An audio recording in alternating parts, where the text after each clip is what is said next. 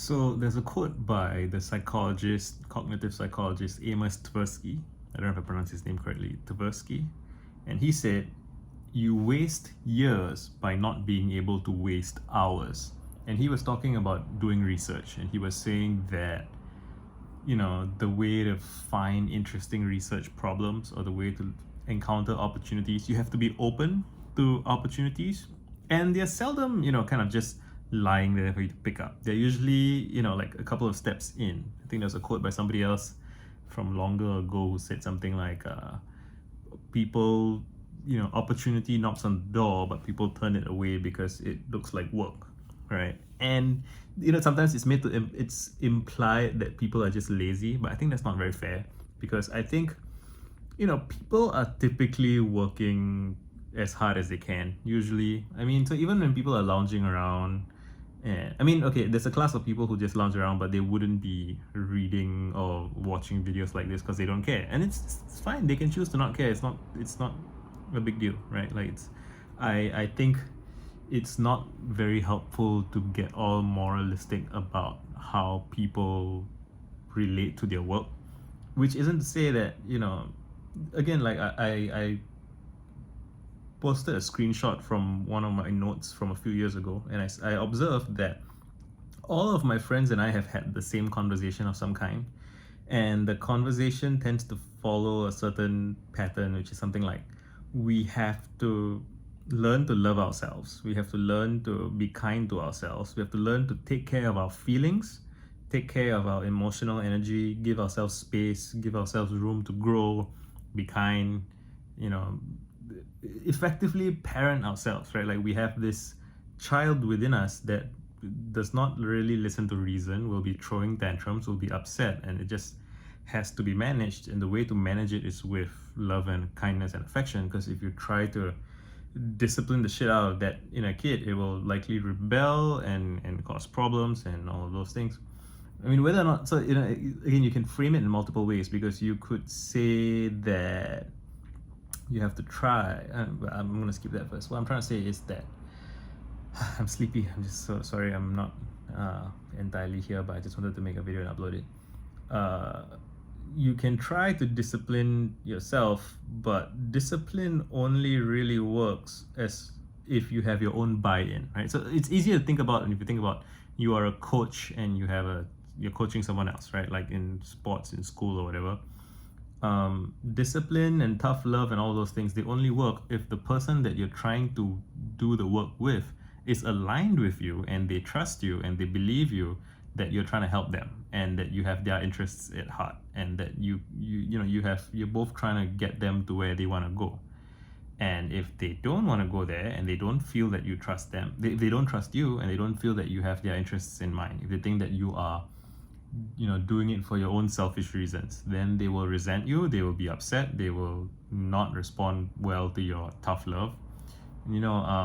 I'm reminded now of the violinist Vanessa May. I think she was born in Singapore, and her mom was like a classic tiger mom who really drilled her and effectively kind of tortured her. I think I don't know the specifics, but it's a very brutal mother-child relationship where the mother was forcing the child to perform, and the child became a great performer, and they are now adults and they are estranged. You can look this up, and it's interesting. I spent like an hour in a rabbit hole just reading up like news articles and reading like interviews with the mom, and it's just, how do you live with that? It's such a, and I don't mean to be judgmental towards the mom, right? Because the mom herself is a product of her upbringing and her culture, and who knows what trauma she's been through. But she believed that it was her duty, or she believed that it was right for her to really torture her child. And I say torture, colloquially. I don't know how precisely how hard she pushed her daughter, but enough that her daughter responded by estranging herself from her mother and having no relationship with her anymore. And is that what you would want for your relationship with your child? And is that what you would want for your relationship with yourself? Because some people choose that bargain, and you could say that that's the path of the dark side, right? In Star Wars, like, just in general, it's like the path of the dark side is you use power, you use force, you use violence or the threat of violence, and you control but there is no kinship, there is no love, there is no affection, right? There's no trust, and it's this, you've traded freedom for security, and it's just miserable, and that's not how I would want to live. I imagine that's not how you would want to live. And yeah, so the conversations that I have with my friends is we have to love ourselves and be kind to ourselves and all those things.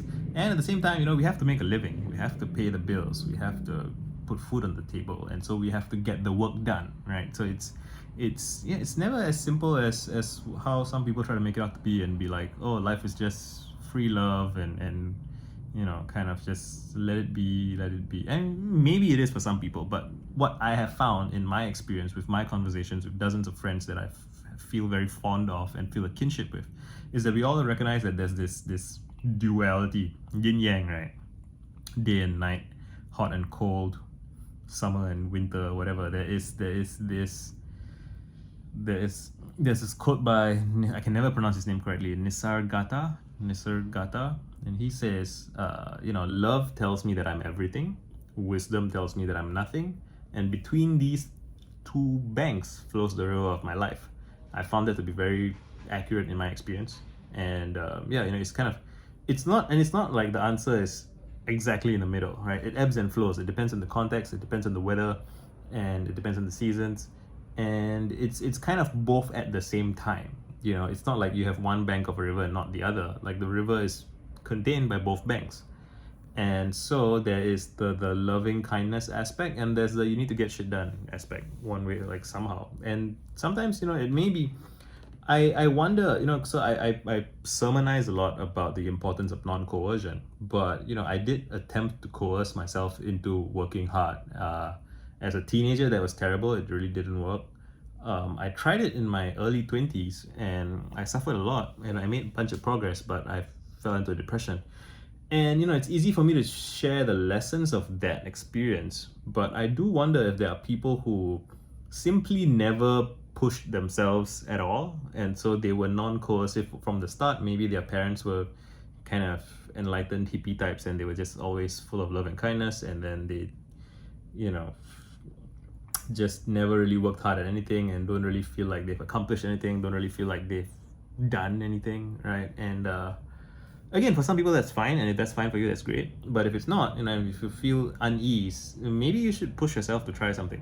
Just for a few months, for a year, maybe, just to see what it feels like, to know what your limits are, right? To know what the extent of your abilities are, to know what it feels like to be struggling, and then once you have that, then you can step back and you can kind of zoom out and get a sense of what the bigger picture is like, of where you are in your life and in your behavior, in your habits, and what your limits are, what your boundaries are, and so on. And you find those things out by pushing yourself, right? You find out that whenever I go for a run, I always feel in tune with my biology again. I feel like I feel my heart, I feel my lungs, I feel my breathing. It feels it's very grounding. It just feels like I know what I am, I know what I can and cannot do. I run until my lungs until I start to breathe heavily, and I can feel my heart pumping, my veins and everything. And it just feels great. It feels like I'm in tune with myself.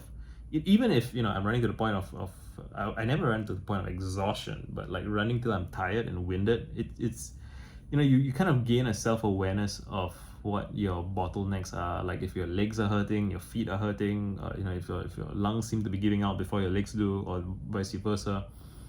And an awareness of where your bottlenecks are, or where your weak points are, I find that to be, there's something reassuring about that. Like, knowing where your weak points are, so that you can do something about them, as opposed to not knowing and just feeling kind of detached, disassociated, not knowing where you stand.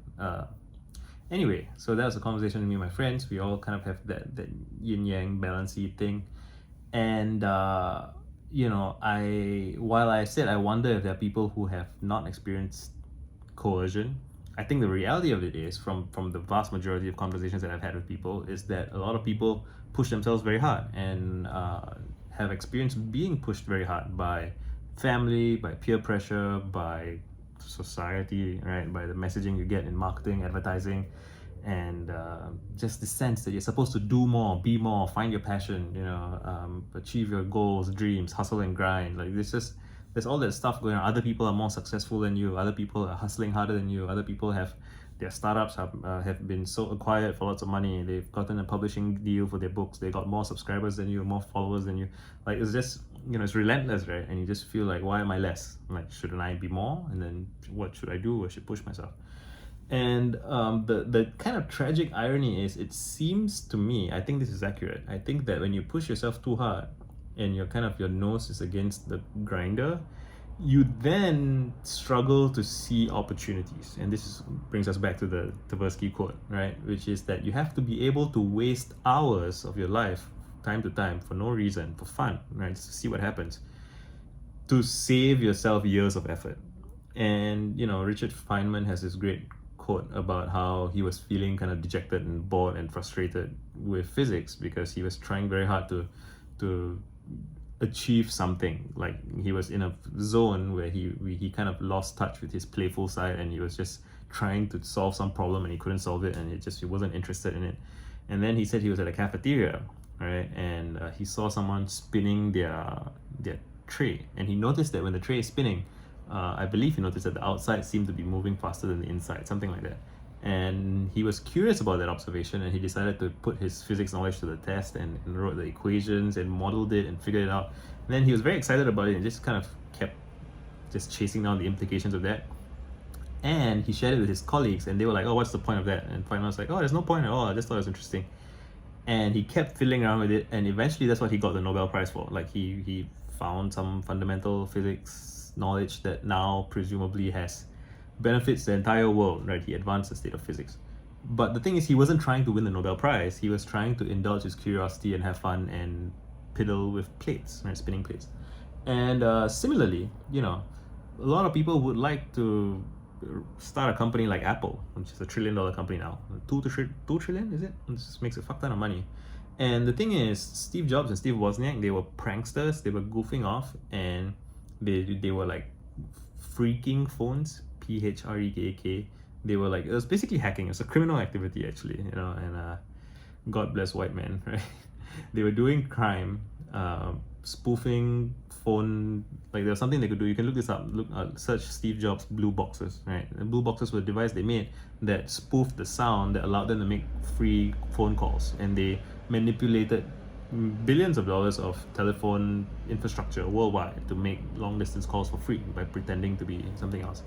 And Steve Jobs says that if they hadn't made blue boxes, they would not have been able to make Apple. Like, I can't connect the dots there, but something about just being able to manipulate large amounts of infrastructure with simple technology that they made themselves with their hands, like, that kind of gave them the conviction and the beliefs and the knowledge and the technical know-how to eventually make iPods and iPhones and everything, right? And the thing is, no one advises you, if you want to be like Steve Jobs, you should go and fuck around and do crime and make blue boxes, right? But that does seem to be how it is. And you have to, the guy who invented stainless steel, he was trying to invent better materials for gun barrels in World War One, I believe. Maybe World War Two, no, I'm pretty sure it was World War One. He was just trying to make better gun barrels, and he was experimenting, and he noticed by accident that one of the random things he did happened to leave the barrel shiny. And it's not relevant to his experiment at all, but he was able to waste a few minutes to look at it and be like, this is interesting. Maybe it has some other application outside what I'm currently doing. And it turned out to be stainless steel, which we all put in our mouths every day, right? When we eat with forks and spoons. And, it's always easy in hindsight to be like, oh yeah, of course, if I had seen a shiny material while I was doing stuff, I would realize that it's stainless steel. Are you sure though? It's harder than it looks. And when you have your eyes fixated on the prize, on whatever your task is, you don't notice opportunities on the sides. And there's this great video of psychology experiment where people ask a group of people to pass a basketball around, and they're supposed to count the number of times the basketball moves or who it moves to or something.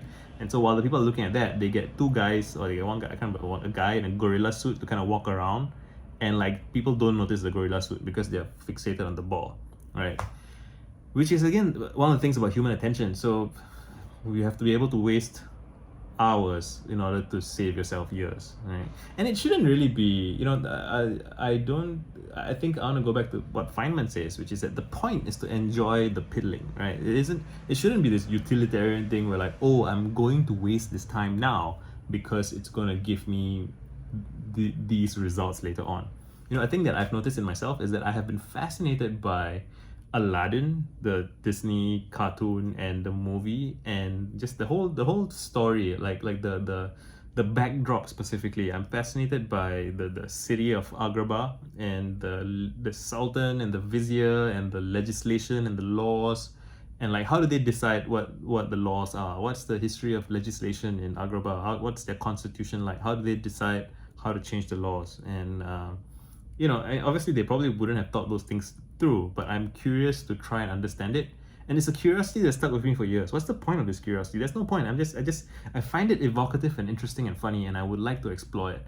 And I have a pretty high degree of certainty that this exploration will lead me to investigating, actual Arab history, South Asian history, North African history, trying to understand the legal systems of that region, and like, who were the rulers, how did they rule, what were the laws, how did they decide the laws, what were the marriages like, what were the political marriages like, and I think that will end up featuring in this, like I had this idea for a long time of a novel that's like a Southeast Asian kind of Game of Thrones kind of thing.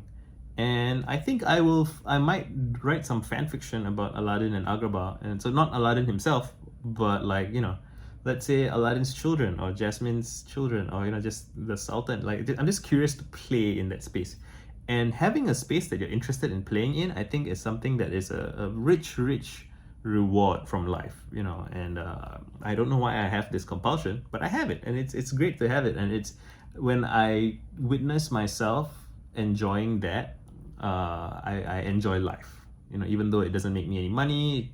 Most people probably not going to care, but I bet if I really pursue this with intensity, after a while people will be like, hey, there's something there. What's this guy on to, right? This is how I always think about. I remember watching Lin-Manuel Miranda presenting the first song from Hamilton to the White House Poetry Jam. And at the time, Hamilton didn't exist yet, right? So he said, I'm going to perform a rap. And it's going to be about a man whose life embodied hip-hop, Treasury Secretary Alexander Hamilton. And since at that point in time, nobody knew what Hamilton was and the play didn't exist yet, people laughed and they thought he was joking. And he's like, you laugh, but it's true. And I remember watching that and I got goosebumps watching it. It's just his intensity. He just cares so much. And what the world needs is, people sometimes say, what the world doesn't need another play. The world doesn't need another YouTube video. The world doesn't need another book. But the world doesn't know what it wants. People don't know what they want. And so what I think the world really needs is people who have come alive, people who are pursuing what they think is truly fascinating to them, right? And in that process of exploring your fascination, you will fascinate other people, and then you have something magical starts to happen. And I really believe that. I think that has been true in my experience in my life so far, and I wanted to share that with other people. Done.